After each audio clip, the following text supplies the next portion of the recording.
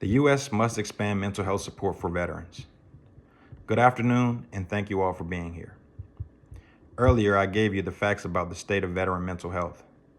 Today, I want to talk to you not just as a student completing an assignment, but as a veteran, a father, and someone who has seen firsthand how heavy the invisible wounds can be.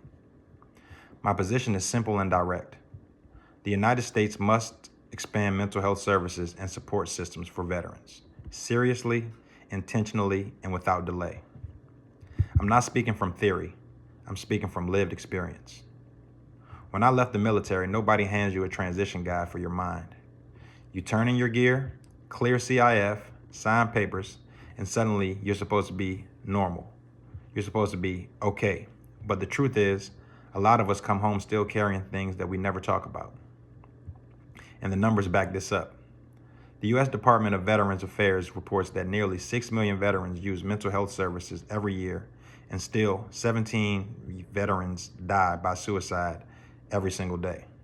17 every single day. That's a squad-sized loss daily, and nobody calls it a national emergency. The need is greater than the support available. Many of us already know the struggle of trying to get an appointment through the VA. You finally decide to ask for help, which is a battle in itself. And then you hear, we can get you in next month. The Government Accountability Office found that wait times for mental health care can stretch for weeks or months in certain states. Mental health doesn't wait. Anxiety doesn't wait. PTSD doesn't wait. A panic attack doesn't schedule itself politely around a VA appointment. And if you're a veteran living in a rural area, the challenge hits even harder. According to the RAND Corporation, rural veterans are 22% more likely to lack easy access to mental health services.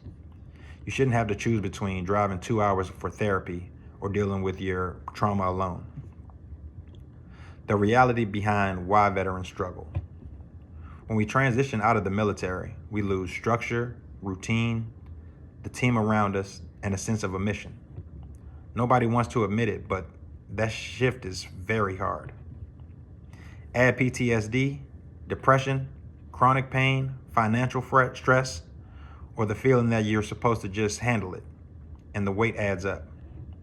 The National Institute of Mental Health explains that PTSD changes how the brain processes stress and threat. It's not a weakness, it's literally neurological. That's why support matters.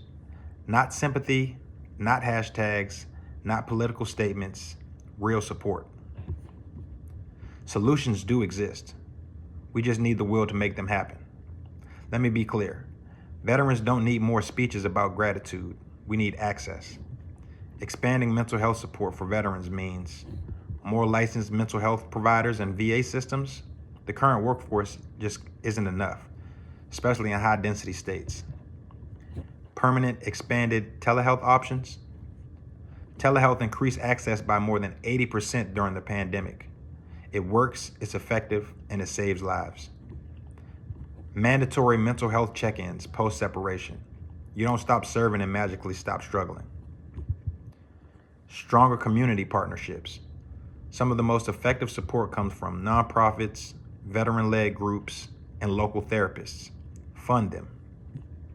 Faster scheduling systems and reduce wait times. If we can deploy people across the world in days, we can get a veteran into an appointment faster than a month. Some will say, the VA is improving, isn't that enough? No, not when 17 veterans are dying every day. Not when wait times are weeks long, sometimes months. Not when veterans still feel alone and unsupported. Progress doesn't mean the mission is complete. It means we keep pushing. Why this matters to me personally?